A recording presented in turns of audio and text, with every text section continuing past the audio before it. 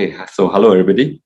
So today my talk is I'm going to talk about a use case of using this type of analytics for a new standard to enhance our video streaming quality, especially important for video streaming providers. So we have a new standard today called CMCD, Common Media Client Data, and I will go through what is it and how can we enhance video streaming quality by storing and analyzing such player-side and server-side analytics. So today's agenda, I will cover two parts of it. So the advances of cloud-native OLAP databases, as we heard just now, has enabled us to store large amount of analytical data like CDN logs and CM data effectively. So I will very quickly cover what are some of these properties of cloud-native modern OLAP databases that enables us to store data cost-effectively and also to query the results in a real-time manner. And then I'll go into what is the CMCD standard and how we can use it to enhance our streaming video quality. So today, most CDNs will enable you to stream real-time logs if you wish to. And a medium to large size customer, a streaming video customer, can generate 100 to 200 terabytes of data a day. So the data volumes are of course exploding, and customers, they want to store more data and they want to store it for a longer period of time.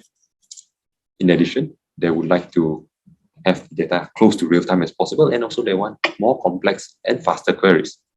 However, scaling data can be costly. So this is just shows you exponentially how the cost can increase if you store your data for longer and longer periods. So we can scale, let's say 3 days, about 200K. And if you want to store it for 12 months, it might be millions of dollars. So what are some of these modern cloud-native database techniques that help us reduce the cost and also enables us to query the results much faster? So these are some techniques which I use today. I would say like separation of compute and storage, data compression, and on the query execution part, they have things like vectorized query execution and query compilation. So one of the big techniques which enables us to solve cost-effective is this sharing of storage. So traditionally, in let's say data warehouse version 1, most people had this share nothing architecture. In this architecture, every node has its own CPU, memory, and local storage. And the database, of course, is partitioned into disjoint subsets across various nodes. And every node is responsible for its own local table partition. So like I mentioned, it's dominant in the architecture in data warehousing 1.0. And a lot of architectures still use this.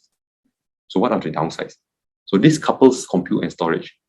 In addition, it uses very expensive block storage. And furthermore, resizing a compute cluster, let's say you run out of storage across all your nodes, and when you add a new node, you need to rebalance the data and all sorts of things, right? And you cannot simply shut off compute resources if you don't need it. And finally, you also have limited ability. If membership changes can also impact performance and may cause downtime. So we see today, most modern OLAP databases are moving to a shared storage architecture. So each node accesses a single logical storage, but they also, of course, have their own private memory and storage for caching and that sort of stuff. So one of the benefits of a shared storage architecture. So there's no more data silos. Your storage is totally decoupled from your compute. And storage cost is significantly more cost effective when using object storage. Cloud object storage is more effective than using, let's say, block storage that's attached to your virtual machine. And it also gives the illusion of infinite amount of storage, right? So your object storage can, of course, scale as much as you wish. You have that unlimited scalability. I mentioned it's also low cost, and you can scale it up as needed. And it's easy to build highly available systems.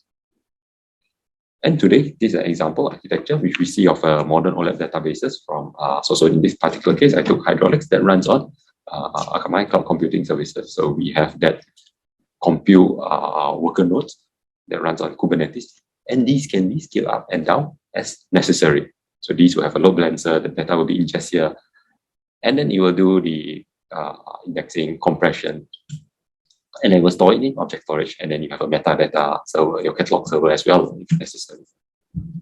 So the dimension compression as well enables you to store it more cheaply. So these are OLAP databases which store in a columnar format. So columns are able to be compressed more easily because it's more related to each other. So that is on the cost effectiveness. So like I mentioned, customers also want to do their queries quickly and as fast as possible. So in model databases, we have seen like there's have all kinds of optimization techniques. So I will just share two optimization techniques on the query execution part. So one is vectorization. So vectorization is where you use to process the tuples, the rows itself, multiple rows at once at the CPU instruction set level itself. So you have SIMD instruction set like AVX and other, you can process multiple tuples at once. You handle batch rows also and greatly reduce the number of invocations per operator. So you reduce the CPU cycles. The other thing is compilation. So a lot of code, SQL code can get if they move in the loop, you can compile it to a code, and then so compilation time of course must be less than the query time, right? So compilation also takes time. So a lot of people use caching of snippets to compile it faster, and then you push down this compile code to your worker nodes and execute it. So these are some of the techniques of modern OLAP databases, and now I'm sharing one specific use case, which is streaming video. So there's a rise in streaming video today, and people want to build a comprehensive observability platform, and they need both server-side and client-side data. So this is the motivation for this new standard, which we call CMCD. So very briefly, CMCD is standardized under this CTA, Consumer Technical Expectation Wave project. So a number of companies came together, as you can see on the left, Akamai, Apple, BBC, Comcast, Disney, to standardize this standard for called Common Media Client Data. So what problems is CMCD addressing? So problem one, the CDN log interpretation. So here is some examples of a CDN log. The log line comes, at each request is a specific log line, is a row, and these can come at millions of requests per second. But they are all independent. We don't know if they are the same, from the same player, the same client watching the same asset, or they are from different players, where one playback session begins and the another playback session ends. We don't know that. All the CDNs are individual HTTP requests. So where does one session begin and where does one next? For example, if we see these log lines all coming in from the same client IP, and suddenly we see there's two requests for segment 3247. So do we know they are from the same client, or could there be from different clients because they are behind a NAT gateway, right? So the session the same IP. So we don't know that. So we don't know whether this client is misbehaving, falsely requesting segment 47 twice because of some problem. In addition, on the QoE side, which is on the player metric side, these are usually organized according to playback sessions, but we can't see that. CDN can only see HTTP hits. We only see independent requests for binary objects. And it's somewhat disconnected from the notion of media. So we want to know, right, what type of, what media, what specific content this particular player is watching. So the media characteristics of each request. So for example, if we see a specific request hitting the CDN, let's say requesting for segment 3246 in M4S format, we cannot answer this question. So is this a 2-second or 6-second media segment? Is it HLS or dash? Is this player a startup or steady state? Is it rebuffering? And what's the bitrate of this object? Is it a video or audio segment? Is it a live stream or watch stream? Is the player healthy? And if this file is delivered in 1.2 seconds, is it good, average, or a terrible performance? We just can't tell by looking at CDN logs alone. And for the player's perspective, the player itself also would like to know, why doesn't the CDN know where there's poor performance in certain networks before they do? And how do I tie the QoE metrics to CDN logs? So QoE metrics are player-side analytics, where they install a small client on the player itself to collect such metrics. And how do I consistently inform all CDNs to prefetch the next media segment for performance improvement? And how can I dimension my CDN logs, my format, my live versus what, in case you want to do some comparison? And is it the playlist, init segment, or audio segment, or video segments which are delivered slowly by my CDN? So we can't tell just by looking at CDN logs. And if the CDN tells us we have 23,000 hits, do those 23,000 hits represent 10, 100, 10,000 videos being played. We don't know, right? Because they are not tied together. We have just see them as individual hits. So there's a need for media players and CDNs to be able to exchange mutually beneficial information with one another. And how do you do it? So luckily, players are already exchange messages every few seconds with the CDN as their request for first the manifest, and then the manifest will tell them what segments to request for. So while requesting these segments, we can append a query data to inform the CDN of additional data of client-side analytics. So we can either put it as a query string or as a header. So this is essentially what common media client data is. Essentially, it is a defined set of structured key value pairs that communicate mutually beneficial media-related information. And we will go through what some of this information are. It's communicating from a player to a CDN via either a custom set of headers, a query argument, or even a JSON object. And why are they common? They are common because they are the same data structure that can be used across all players and all CDNs. So it is standardized. So let us look at what some of this information in this that the players communicate to the CDN that's defined in this standard. So I will quickly go through them. So the first one is called bitrate. So this is the encoded bitrate of the audio or video object. So of course, it's very useful. I mentioned just now, just seeing it, a specific hit, we don't know what the encoded bitrate is. Another very important is the buffer length. So when we get the buffer length, the CDN has a sense of how large the object and the buffer length of the player is. So this represents like the health of the player. If the buffer is getting low, buffer starvation might happen and the player might rebuffer. The third one is buffer starvation. So this is an explicit flag or signal that tells the CDN, I've actually had a rebuffer event.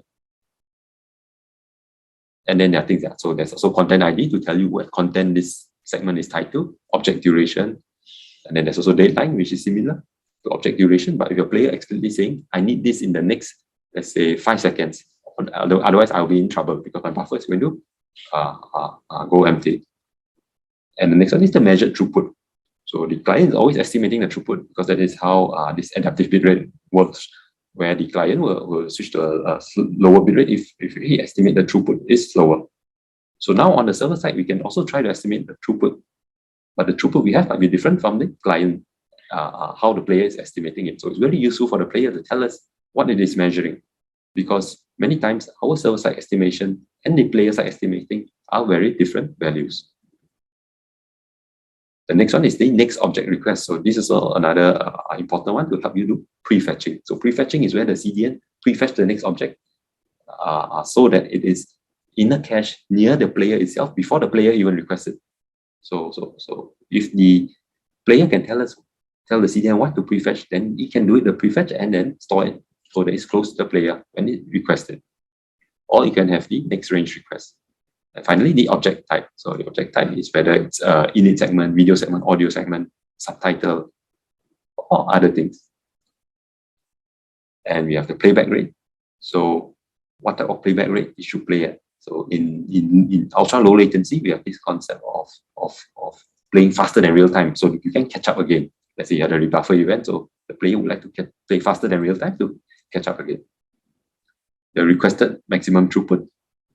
So this is where the player can optionally choose to limit the throughput being sent because it can help the common interest, right? It doesn't use the full throughput. Let's say your bitrate is only 3 megabits for the video itself. So you don't need to use 20 megabits because this will tie up the overall pipe. The streaming format, dash or live. And of course, very importantly, session ID. So this is, I guess, one of the most important of all. So you have this random type of ID and it identifies the given playback session so that we can tie together all the server-side logs together and we can then easily troubleshoot. We have stream type. Another important one is startup. So when the player is startup, we want to give it more so-called more bandwidth or do more prefetching so that it can start up faster because startup time is one of the important metrics which usually people measure. The top bit rate. And of course, CMCD version. So today, CMCD is version 1 and version 2 is being debated. So here are some basic rules. All keys are optional, but the clients can choose to send session ID, and this is very important. Also, of course, we recommend that you send session ID. You can put your custom key names. However, they must carry they must be in a specific format lah. So they must carry hyphenated prefix to ensure that there should be no namespace collision. So this is one recommendation to use a reverse DNS syntax. If headers are used for data transmission, then the custom keys should be allocated to one of 4 defined headers names based upon their expected level of variability. So yeah, for keys that are the values vary often, so they should put in different buckets just to keep the entropy of this of the headers when it's going to do compression. So what does it look like when it crosses the wire? So here is in the header, CMCD request, we have maximum throughput, a bit rate, and that sort of thing. So it's just like that. It's in the headers, query arguments, or in a JSON format. So that's it. So now let's go through some use cases where you can use CMCD. So the first use case is you can prefetch content with non-monotonically increasing segment numbers. So sometimes a player or the content itself may be encoded with non-monotonically increasing segment numbers. Mean like you see this is 000, but the next number segment is 08007. So there's no way the CDN can predict to be able to request the next segment. But if you signal in the CMCD query string or header, the CMCD will tell you the next object request will be 08007 when he requests this object, the 00 object. So the CDN can go ahead and prefetch it. So this is a common use case. The next use case is for multi-CDN client steering use case. So let's say today you are a streaming provider and you use various CDNs. So here we see you can plot the top bitrate on the y-axis against the timing for various CDNs. So the green line that says Akamai CDN, so the top bitrate is constant, but suddenly you see one of the other CDNs, the bitrate suddenly drops. So this implies maybe some connection issue where the last mile or some other errors in the other CDN. So what you can do is, if you see such a thing, you can of course transfer more traffic to the other CDN, which is still working. And of course, if all the CDNs suddenly show a drop, this might imply some other problem, maybe a problem in the origin or something. So the next one is for CDN optimization. So you can cache only critical segments. So a CDN, of course, is multi-tenanted, and the cache space at the edge is not infinite. So CDN does not have room to cache every segment at the edge. We would prefer to cache those segments which have the greatest benefit to the client itself, namely segments involved in startup, switching, or buffer recovery. So the critical segments can be signaled via the SU flag, startup flag. So for example, we can use SU flag to set preferential cache status, thus improving client QoE by serving segments from local edge cache. The fourth use case is, of course, to get real-time views into the player health. So this is not available to the on the client side as well. Yeah. So we can see the buffer length and plot it against time. So these are two different players. You can see that this player has an algorithm to let it go down at a faster rate or at a longer level. And one is Shaka, one is HLSJS. And the fifth case is to build a QoE monitoring solution from both server-side and client-side analytics. So you can combine both, add more data to it, and then build various dashboards. So this is one of the most common use cases, right? So they get all this data, they build an observability platform so they can troubleshoot easily or make business decisions easily. And you can also dig out interesting data. So this is for a major USA OTT provider where we have 18.9 million requests, and then we have 181K sessions itself for 2-minute segment. So we can see the median throughput here is 38 megabits per second. And the fifth percentile is 1.7 megabits per second. And the highest bit rate offered is about 7 megabits. So we can see most people actually have an internet bandwidth that is much more than sufficient to play the higher bit rate itself, which is about 5 times more than the highest bit rate. So this is an interesting observation which you can dig out using CMCD data. Next, you also can ask questions like, does throughput vary much by ISP? And if you plot throughput against ISP, and of course the size of the circle represents how much traffic it has, we can see generally bigger ISPs have better performance. But there are some big ISPs as well that have not so good performance. You can ask questions like, does higher throughput means higher average bit rate? So it does seem to be the case. So as you have a higher throughput, you get higher average bit rate, you can see. But of course, the average bit rate is asymptotic to the maximum bit rate. And how about the variation of throughput within a city for various ISPs?